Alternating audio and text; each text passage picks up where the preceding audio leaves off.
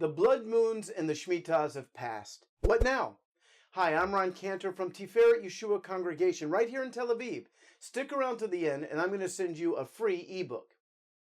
Over the past year, we have heard a lot about blood moons and the Sabbath year, also known as the Shemitah. Rabbi Jonathan Cahn wrote The Mystery of the Shemitah that warned of coming judgment based on the 7-year Hebrew calendar.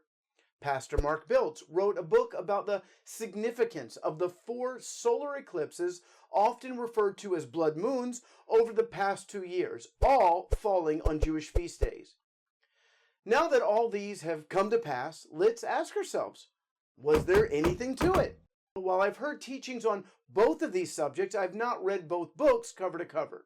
Having said that, let's answer the question, were there any remarkable, future-altering events over the past Shemitah year? In my opinion, yes. First, the emergence of ISIS, the violent self-proclaimed caliphate. A caliphate is an Islamic state led by a caliph who is the political and religious leader and thought to be the successor to Muhammad. While they were established before the beginning of the Jewish year, they certainly have come to prominence during this past year.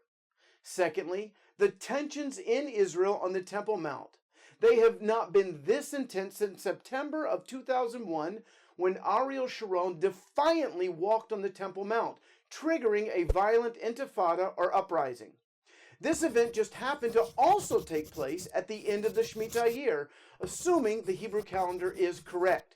Like then, the present tensions revolve around a fake controversy in order to stir up Islamic fervor.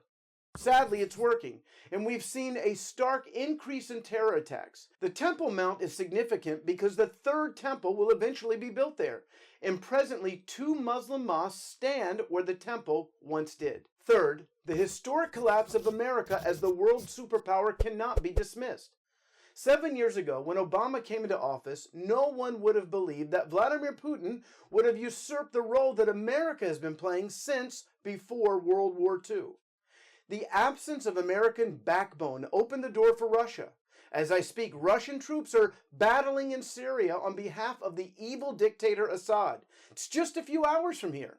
The boldness and bravado of the Russians in light of the timidity of Obama and Kerry is disturbing, even sad. Fourth, who can forget the massive sandstorm that covered all of Israel? It was the worst in modern history.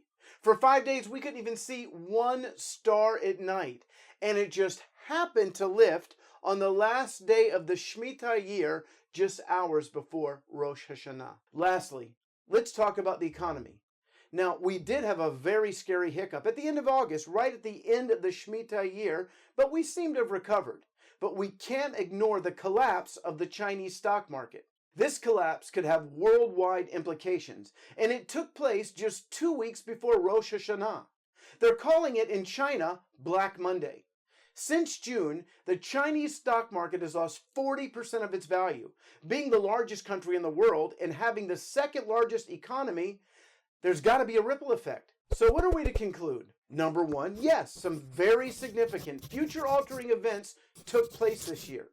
Number 2, let's not put too much stock in fads, as the Western Church tends to do. And let's stay focused on preaching the gospel and loving Yeshua. Number 3, while God can use the stars and the moon to speak to us, all of the references in the Bible that refer to the moon turning to blood refer to Yeshua's second coming. One reference in Revelation refers to the cataclysmic event that will take place at the opening of the 6th seal. This was not that.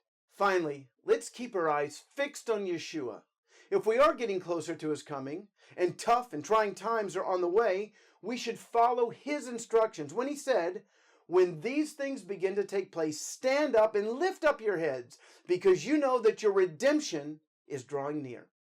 I hope this video has been a blessing to you. To get my free ebook, The 15 Most Important Facts About the Israeli-Palestinian Conflict, just go to roncan.net/15facts. Make sure that the F is capitalized. This video has been brought to you by our congregation, Tiferet Yeshua, the glory of Jesus. For more information, please go to reachtelaviv.org. And while you're there, consider making a donation so we can continue to share the good news of Yeshua right here in Israel and bring you these teachings every week. And don't forget to subscribe.